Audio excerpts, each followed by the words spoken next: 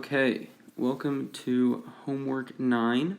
This is the first time that we have done this online assignment, and hopefully it goes well. I'm going to go through homework 9 and explain all of the important things you need to know to be able to complete this assignment, and hopefully by the end of this video you will be able to complete the assignment on your own. So the first thing we're going to do is take a look at problem number 1. So in problem 1, all we're doing is filling out the rest of this table based on whether the number is unsigned binary or 2's complement.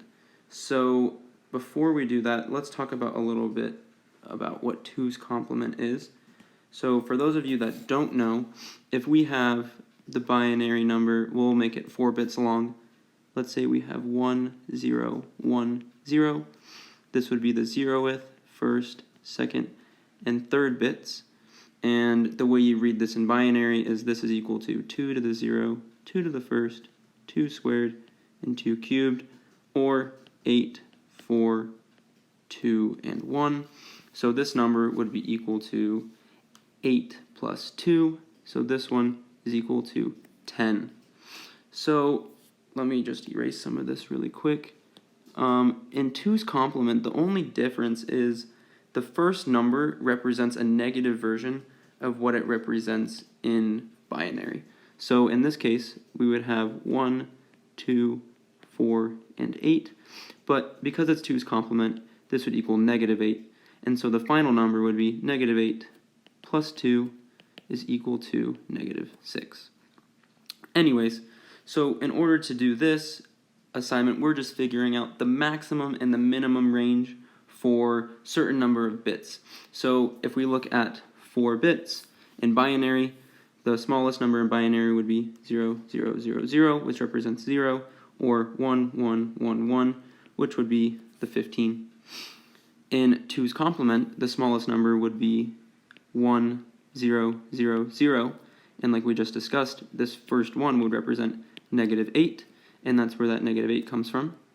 And the biggest number would be 0, 1, 1, 1, which would represent a 4 plus a 2 plus a 1, which is where that 7 comes from. Anyways, so let me erase some of this, and we will do the next row on the 2's complement side.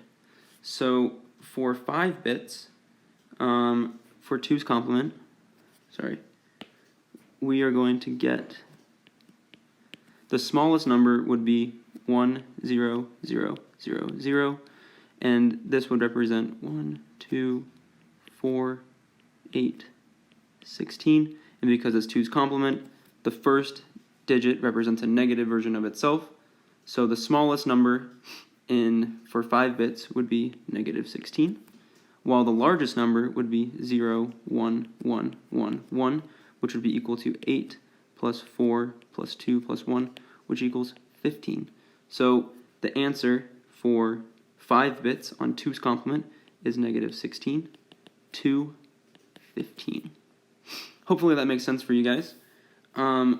So the only thing else on this problem is you have to write an expression for n bits, and I'll leave it up to you guys to figure out how to represent each of these in terms of n.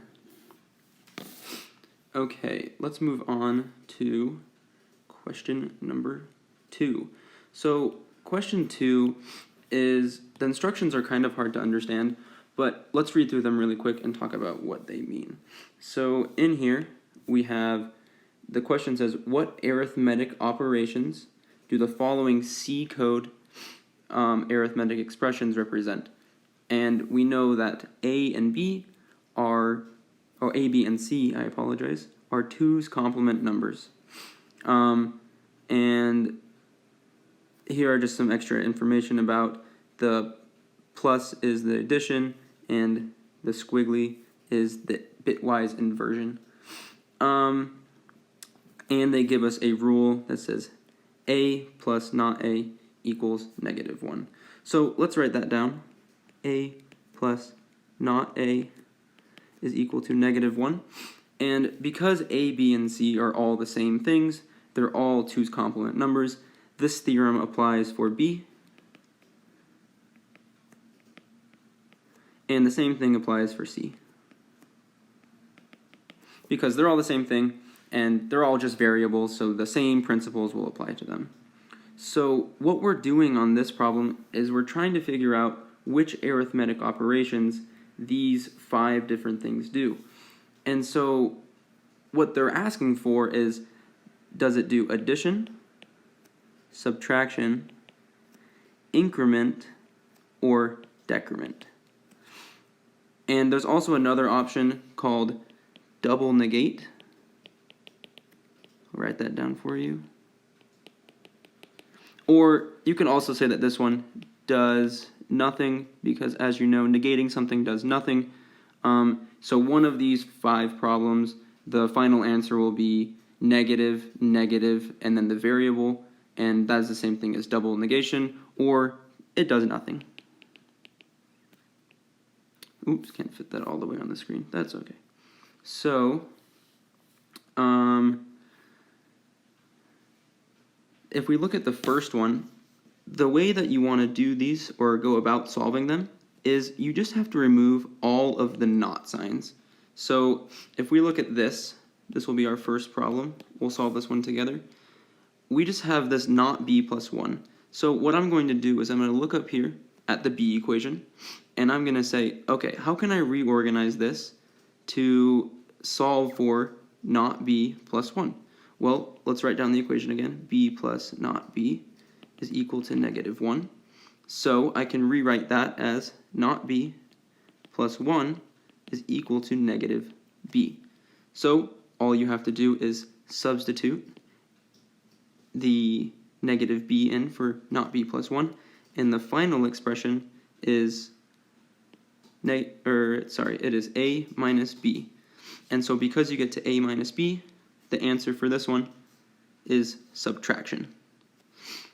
The only other thing you might want to know for this one is that if you get to a final answer, and your final answer is a plus 1, that would be increment.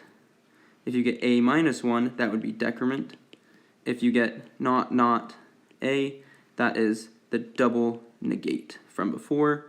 And then any other things where if you get a plus b, that would be addition, or a minus b would be subtraction. And then other than that, the only thing that you would have to do is for maybe question 2, I'll do this in green. If you get to something like this, where you have not something in parentheses, what you can do is remove this not first, and then you can use these same formulas from before and just substitute in these values. So in this case, you could say parentheses plus not parentheses equals negative 1, and I am taking this equation from that equation up there, just replacing the a's with parentheses, and then what you could do is plug in these values into there, but I'll let you go about figuring that out on your own. Okay, moving on to number 3. Let's see if I can get this screen zoomed out a bit. Give me 1 second.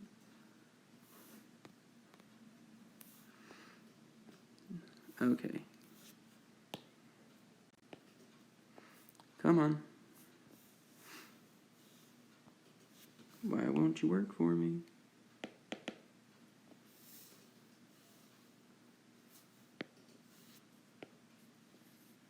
Sorry about this, guys. It's my first time doing this.